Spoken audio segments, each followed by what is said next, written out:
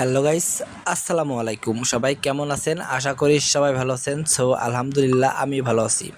দর্শক বন্ধুরা, আজকে আবারও চলে আসলাম আমাদের গোপালগঞ্জের বাণিজ্য মেলায়। দর্শক বন্ধুরা, বাণিজ্য মেলায় কিন্তু নৌকা এসেছে। আমি কিন্তু নৌকায় উঠতে অনেক অনেক পছন্দ করি। আপনারা কে কে আমার মতো নৌকায় উঠতে পছন্দ করেন অবশ্যই জানিয়ে দিন। দর্শক বন্ধুরা, ভিডিওটা শেষ পর্যন্ত দেখবেন। আশা করি ভিডিওটা আপনাদের কাছে অনেক অনেক ভালো লাগবে।